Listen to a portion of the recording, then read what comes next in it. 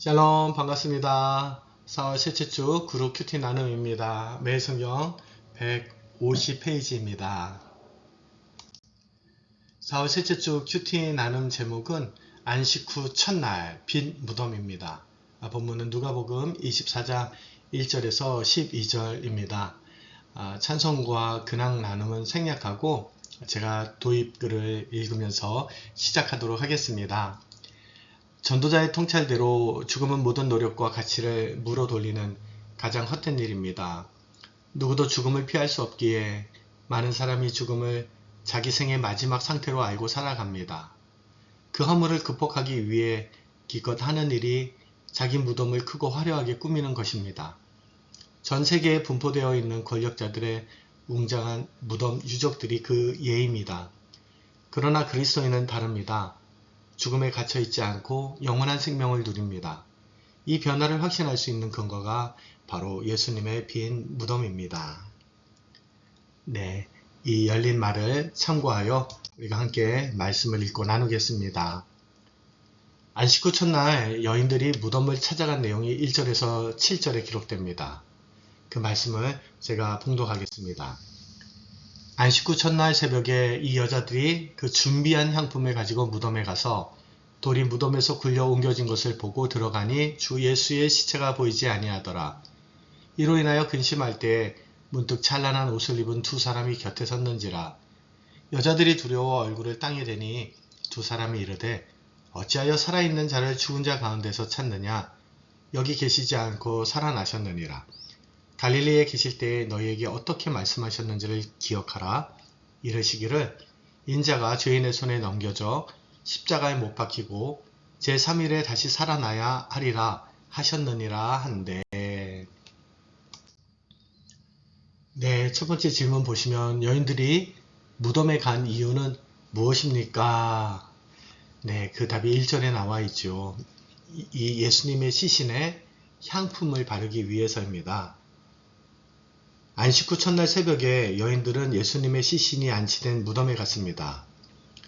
여인들이 무덤에 간 이유는 향유를 예수님의 시신에 바르면서 마지막 예를 다하고 싶었기 때문입니다.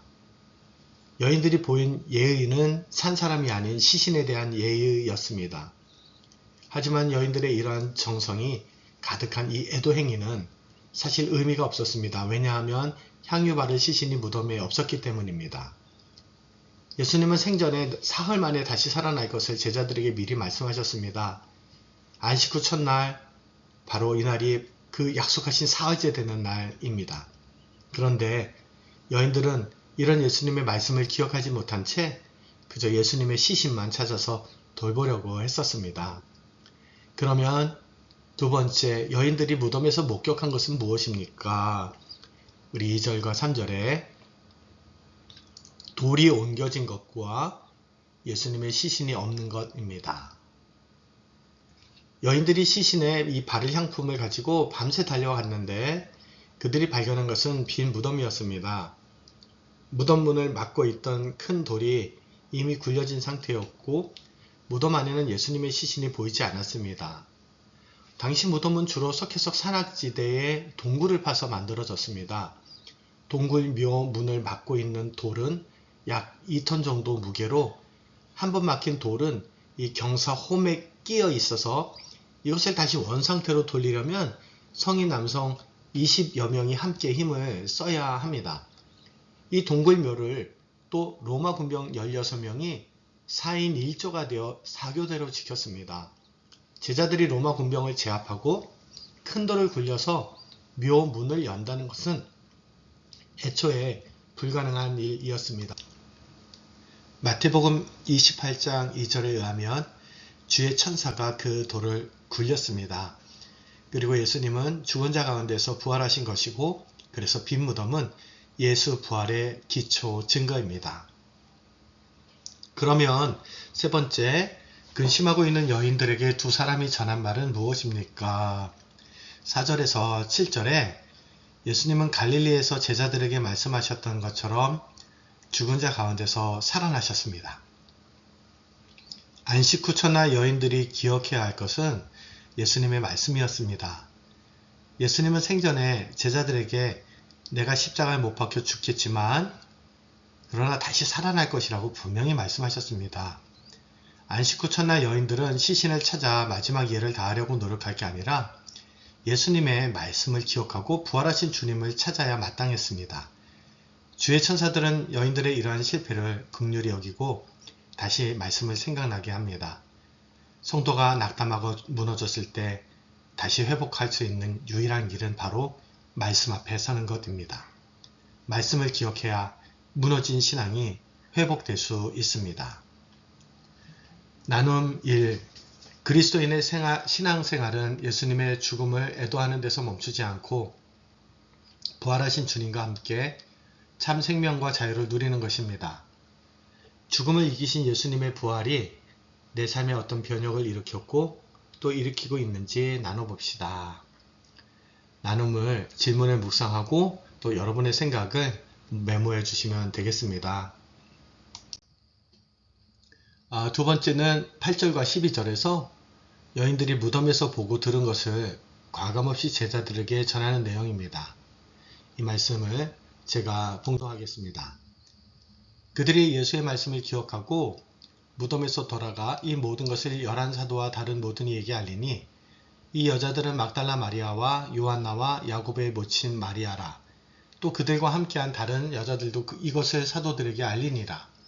사도들은 그들의 말이 허탄한 듯이 들려 믿지 아니하나 베드로는 일어나 무덤에 달려가서 구부려 들여다보니 세마포만 보이는지라.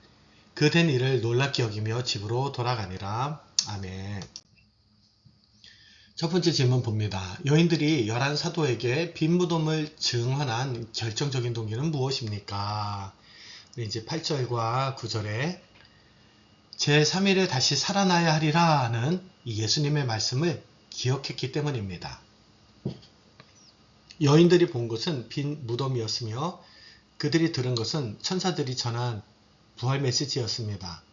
그리고 여인들은 생전에 예수님께서 하신 말씀을 기억하게 되었고 빈 무덤은 시신이 사라진 게 아니라 말씀이 성취된 것에 대한 증거라는 사실을 알게 되었습니다.